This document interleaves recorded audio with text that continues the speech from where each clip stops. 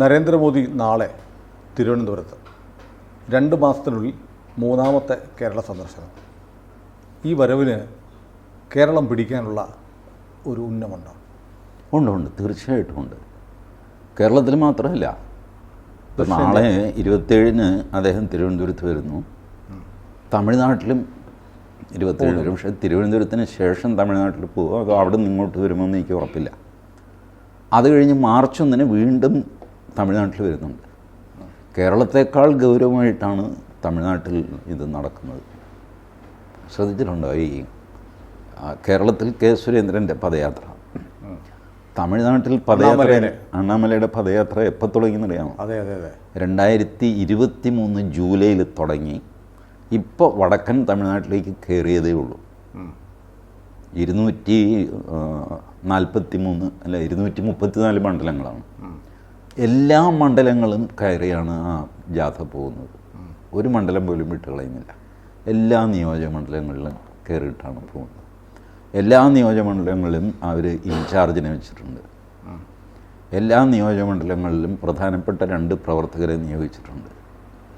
അപ്പോൾ ഇൻചാർജും ഈ 2 പേര്, ഈ 3 പേരിൽ ഒരാളായിരിക്കും സ്ഥാനാർത്ഥി എന്നുള്ള സിഗ്നൽ ജനങ്ങൾക്ക് കൊടുത്തിട്ടുണ്ട്. 3-ൽ ഒരാളായിരിക്കും. ഇനി അതല്ല, ഏതെങ്കിലും ഘടകകക്ഷിക്ക് അത് കൊടുക്കുകയാണെങ്കിൽ ഫൈൻ. ഘടകകക്ഷി സ്വന്തം ആളാണ് എന്നുള്ള മട്ടിൽ അവർ ഇലക്ഷന് പ്രവർത്തിക്കും.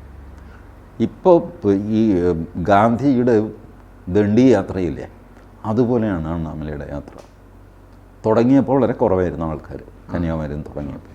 പിന്നെ കൂടി വന്ന് ഇപ്പോൾ ഭീകരമായ ആൾക്കൂട്ടമാണ് അണ്ണാമലയുടെ യാത്രയിൽ.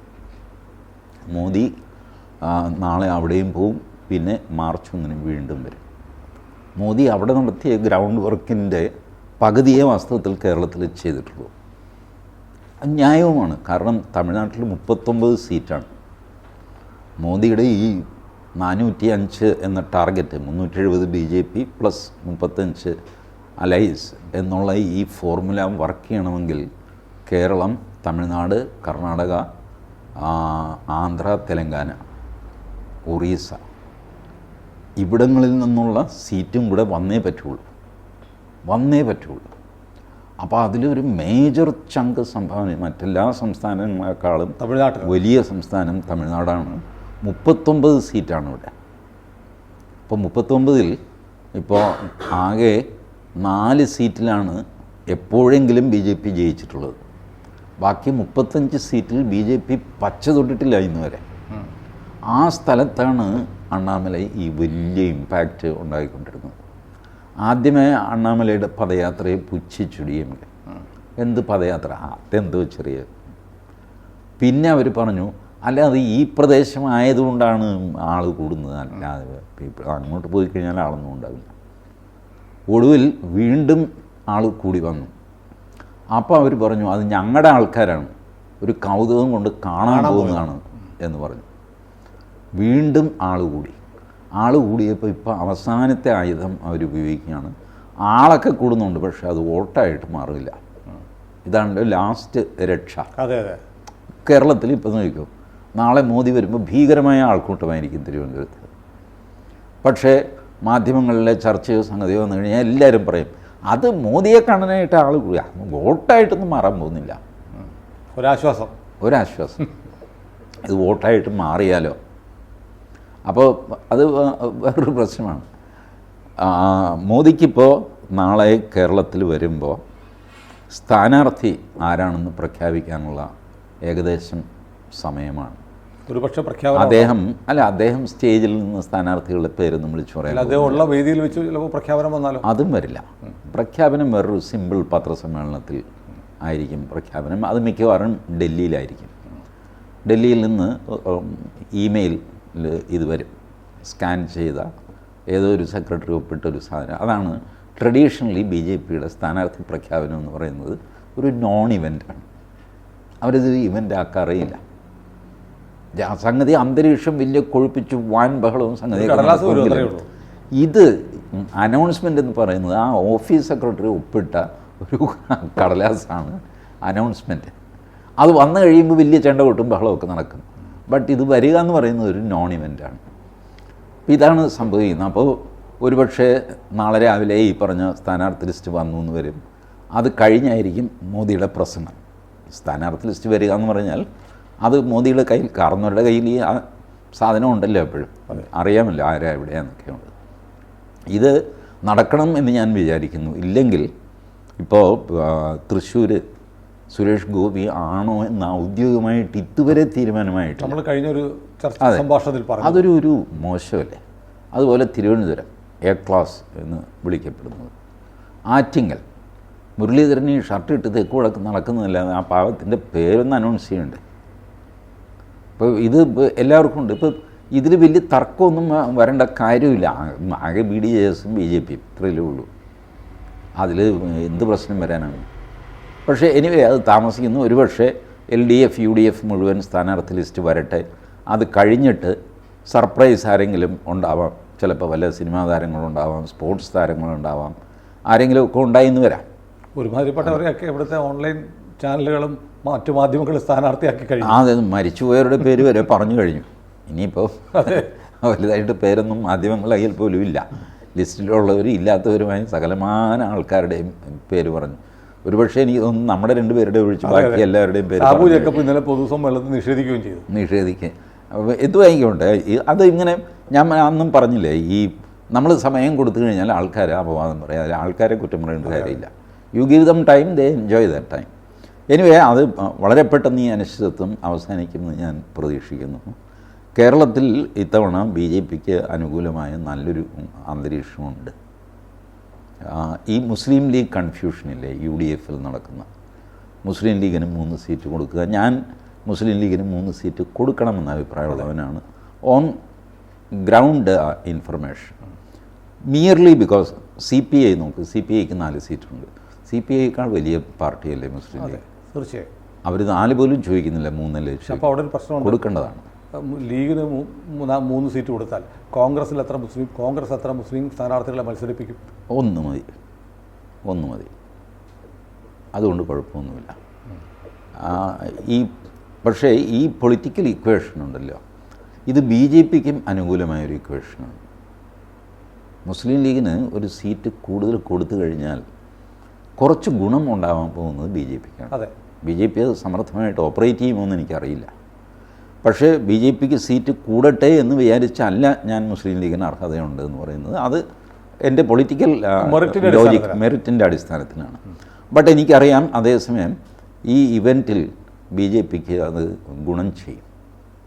ഈ 5ാം മന്ത്രി പഴയ ഇതൊക്കെ അത് ഒരു എന്തൊക്കെ പറഞ്ഞു കഴിഞ്ഞാലും കേരളത്തിൽ ഒരു ഹിന്ദു വോട്ടുണ്ട്.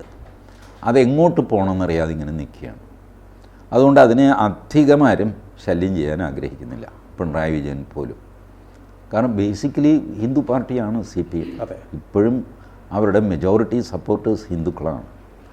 എവിടെ വെച്ചാണ് അവർക്കൊരു മനംമാറ്റം ഉണ്ടാകുന്നത്? ആ ത്രഷോൾഡ് പോയിൻ്റ് നമുക്കറിയില്ല. ഏതെങ്കിലും ഒരു സമയത്ത് അത് പൊട്ടിത്തെറിച്ചു എന്ന് വരും. ഇത് തെറിക്കുമെന്ന് 2019 കാണിച്ചും കൊടുത്തു. 2019 സംഭവിച്ചത് CPM-ൻ്റെ കോർ വോട്ടേഴ്സ് പോലും ശബരിമല വിഷയത്തിൽ പിണങ്ങിയിട്ട് UDF വോട്ട് ചെയ്തു. BJPയുടെ ഒരു ഗതികേടെന്ന് വെച്ചാൽ BJP വിജയത്തിൻ്റെ അടുത്തല്ല. അതുകൊണ്ടൊരു ഓൾട്ടർനേറ്റീവായിട്ട് ആൾക്കാർക്ക് തോന്നുന്നില്ല, അതുവരെ എത്തിക്കാനും സാധിക്കുന്നില്ല. അവിടെയാണ് അണ്ണാമലയുടെ കഴിവ്. അണ്ണാമല ഈ പദയാത്രയിൽ മൊത്തം ഉണ്ടല്ലോ, ക്ലിയർ അജണ്ടയുണ്ട് അണ്ണാമലയ്ക്ക്. ഞങ്ങൾ എന്താണ് തമിഴ്നാടിന് ചെയ്യാൻ പോകുന്നത്? 1, അമ്പലങ്ങൾ സർക്കാരിൻ്റെ പിടിയിൽ നിന്ന് മോചിപ്പിക്കും. ക്ലിയറായിട്ട് പറഞ്ഞു. ഇതിൽ ന്യൂനപക്ഷങ്ങൾക്ക് ഒരു വിഷമം തോന്നേണ്ട കാര്യമില്ല. അതെ, അവരെ ബാധിക്കുന്ന കാര്യമല്ല. അണ്ണാമലൈ പറഞ്ഞു, ക്രിസ്ത്യാനികളും മുസ്ലിങ്ങളും എന്നെ സപ്പോർട്ട് ചെയ്യും ഈ ആവശ്യത്തിൽ. കാരണം അവരുടെ പള്ളി ഭരിക്കുന്നത് അവരാണ്. ഇപ്പോൾ എൻ്റെ അമ്പലം എനിക്ക് തരണ്ടേ? അവർ പറയും കൊടുക്കേണ്ടതാണ്. They will stand with me. Number 2, land reforms. Land revenue act എന്നാണ് അവർ ബേസിക്കലി, അവിടെ ഇതുപോലെ ഒരുപാട് ഭൂനിയമങ്ങളുണ്ട്. എല്ലാത്തിനെയും കൂടെ ചേർത്തിട്ട് അവർ ലാൻഡ് റവന്യൂ ആക്ട് മോഡിഫൈ ചെയ്യാൻ, അതിന് പ്രത്യേക വ്യവസ്ഥയും സംഗതിയും ഡീറ്റെയിൽസും അങ്ങനെയുണ്ട്. ബ്ലൂ പ്രിൻ്റ് ഉണ്ട് ആ മനുഷ്യൻ്റെ കയ്യിൽ. നമ്പർ 3, ഏറ്റവും പ്രിയോറിറ്റി ആയിട്ട് അദ്ദേഹം പറയുന്ന നമ്പർ 1, ഞാനിപ്പോൾ ഈ പറയുന്ന നമ്പർ 3 ആണ്. തമിഴ്നാട്ടിൽ മദ്യപാനം വർദ്ധിച്ച് വരുന്നു. ടാസ്മാക് എന്ന് പറഞ്ഞിട്ട് ചെറിയ ഔട്ട്ലെറ്റുകളാണ് തമിഴ്നാട്ടിൽ, അറിയാമല്ലോ, റീറ്റെയിൽ സെയിൽസാണ്. ബട്ട് ഇതിൻ്റെ ഡേഞ്ചർ മനസ്സിലാക്കിയിട്ട് ഈ പ്രശ്നം മദ്യനിരോധനം കൊണ്ട് ഇത് നടക്കില്ല എന്നാണ് അമലയ്ക്ക് അറിയാം. മദ്യം നിരോധിക്കാതെ ഇതെങ്ങനെ കൺട്രോൾ ചെയ്യാം, അതാണ് പുള്ളിയുടെ ഫസ്റ്റ് പ്രയോറിറ്റി. ഇങ്ങനെ ക്ലിയർ കട്ട് അജണ്ടയുമായിട്ടാണ്, അല്ലാതെ DMK അഴിമതിക്കാരാണ് അതുകൊണ്ട് നിങ്ങൾ എനിക്ക് വോട്ട് ചെയ്യുക, താനാരുമോ, താനെന്താ ചെയ്യാൻ പോണേ, അല്ല അത് ഞാൻ വന്നു കഴിഞ്ഞിട്ട് എന്തെങ്കിലും ചെയ്യാം, ഇങ്ങനെ പറഞ്ഞാൽ വോട്ട് കിട്ടില്ല. ക്ലിയറായിട്ട് എന്ത് ചെയ്യും, എന്താണ് DMK ചെയ്തുകൊണ്ടിരിക്കുന്നത്, എവിടെയാണ് അവർക്ക് പഴച്ചിരിക്കുന്നത്, എന്തുകൊണ്ടാണ് അവരിങ്ങനെ പെരുമാറുന്നത്, എൻ്റെ കയ്യിൽ എന്താണുള്ളത്, എൻ്റെ കയ്യിൽ എന്തുണ്ട്, പകരം എന്താണ്, ഇത് നിർഭാഗ്യവശാൽ പ്രധാനമാണ്. കേരളത്തിൽ BJPക്ക് ഇങ്ങനൊരു അജണ്ട മുന്നോട്ട് വയ്ക്കാൻ സാധിച്ചിട്ടില്ല. റിയാക്റ്റീവാണ് പലപ്പോഴും. ഒരു സംഭവം ഉണ്ടാകുമ്പോൾ അതിനോട് പ്രതികരിക്കുന്നു എന്നുള്ളതല്ലാതെ പോസിറ്റീവായിട്ട് നിങ്ങളെന്ത് ചെയ്യാൻ പോകുന്നു, ചെയ്യണ്ടേ. ആദിവാസികൾക്ക് ഭൂമിയില്ല, ശരി, നിങ്ങൾ അധികാരത്തിൽ വന്നാൽ എന്ത് ചെയ്യും ആദിവാസികൾക്ക് വേണ്ടിയിട്ട്, ഏത് ആക്ട് പാസ്സാക്കും, അതിൻ്റെ ഡ്രാഫ്റ്റ് ഉണ്ടോ കയ്യിൽ, സോളിഡായിട്ട് ആർഗ്യുമെൻറ്റ്സ് വേണ്ട കയ്യിൽ. അപ്പോൾ അത് BJPയുടെ ചെറിയൊരു പ്രശ്നമായിട്ട് കേരളത്തിൽ നിൽക്കുന്നു. അത് പരിഹരിക്കുമായിരിക്കും അവർ ഈ നമ്മുടെ പ്രകടന പത്രികയൊക്കെ വരുമ്പോൾ. പ്രകടന പത്രികയുടെ ഒരു കുഴപ്പം എന്താണെന്ന് വെച്ചാൽ ആരും ഗൗരവമായിട്ട് എടുക്കുന്നില്ല. ട്രഡീഷണലി ആരും പ്രകടന പത്രിക ഗൗരവമായിട്ട് എടുക്കാറില്ല. കാരണം അത് രാഷ്ട്രീയ പാർട്ടികൾ തെരഞ്ഞെടുപ്പിൻ്റെ ഗുണ്ടാണെന്ന് എല്ലാവർക്കും അറിയാം. അതുകൊണ്ട് പ്രകടന പത്രിക കൈ കിട്ടിയാൽ പോലും ആരും വായിച്ചു നോക്കാറില്ല. ഇപ്പം അണ്ണാമലൈ ഇത് നേരത്തെ മുതൽ കഴിഞ്ഞ ജൂലൈയിൽ തന്നെ ഇത് പ്രിപ്പയർ ചെയ്തിട്ട് പ്രചരിപ്പിച്ചുകൊണ്ടിരിക്കുകയാണ്, കുറേ കൂടെ സിസ്റ്റമാറ്റിക്കായിട്ട്. പിന്നെ അണ്ണാമലൈ ഒരു IPS ഉദ്യോഗസ്ഥനാണ്, ജനപ്രിയനായി മാറിക്കഴിഞ്ഞു പാർട്ടിക്കുള്ളിലും പുറത്തും.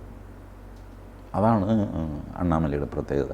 എന്തുകൊണ്ട് ADMKയുമായിട്ട് അലയൻസ് ഇല്ല എന്ന് ചോദിച്ചാൽ എന്ത് സംഭവിച്ചു എന്ന് സത്യസന്ധമായിട്ട് അങ്ങനെ പറയും, സത്യസന്ധമായിട്ട് പറയും. ഇപ്പം തുടങ്ങിയതല്ല, ഈ പെശക ഞാൻ വന്ന കാലം മുതൽ തുടങ്ങിയതാണ്, 2019 മുതൽ തുടങ്ങിയതാണ്. അപ്പം ഞാൻ അവരോട് പറഞ്ഞു, എനിക്ക് 2026 തമിഴ്നാട് അസംബ്ലിയിൽ എനിക്ക് ജയിക്കണം എന്നില്ല എന്ന് ഞാൻ പറഞ്ഞു. അവർ പറഞ്ഞു അത് പറ്റില്ല, പിന്നെ ജയിക്കാനല്ലേ, മോക്ഷത്തിനാണോ തെരഞ്ഞെടുപ്പ് ജയിക്കുന്നത്. ഞാൻ പറഞ്ഞു ജയിക്കില്ല, എനിക്ക് BJP ജയിക്കും, നമ്മൾ കൂട്ടുകാരൊക്കെയാണ്, ബട്ട് എന്നെ സംബന്ധിച്ചിടത്തോളം BJP എന്നുള്ള പാർട്ടി എസ്റ്റാബ്ലിഷ് ചെയ്ത് കൊണ്ടുവരാനാണ് ഞാൻ 2026 ഒരു മോഡറേറ്റ് ടാർഗറ്റാണ് വെച്ചിരിക്കുന്നത്.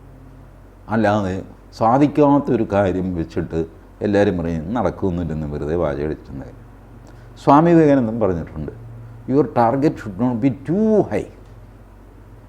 നാളെ രാവിലെ ഞാൻ വീണ വായിക്കുന്ന വിദ്വാനാകും എന്ന് ടാർഗറ്റ് വെച്ച് കഴിഞ്ഞാൽ ആത്മവിശ്വാസം കൊണ്ട് എന്തും നേടാം, കുന്തം നേട്. ആത്മവിശ്വാസം കൊണ്ട് തെങ്ങ് കയറാൻ പറ്റുമോ?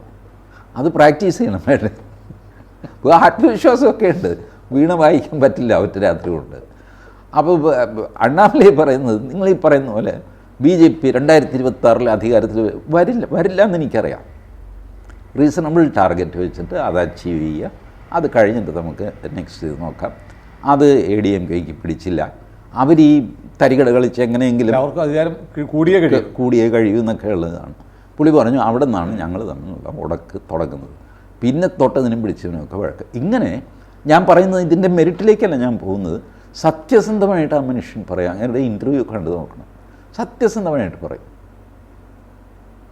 ആദ്യമായിട്ട് പുള്ളി ഈ മോദിയെ ഒരു ചീത്ത വിളിച്ചു, ആദ്യമായിട്ടാണ് പുള്ളിയുടെ വായിൽ നിന്ന്, എനിക്കിതൊക്കെ അറിയാമെങ്കിലും ഇയാളുടെ വായിൽ നിന്ന്, അണ്ണാമലയുടെ വായിൽ നിന്നാണ് പബ്ലിക്കായിട്ട് പുള്ളി പറഞ്ഞു, look at our prime minister, he was untouchable in Gujarat in 1997.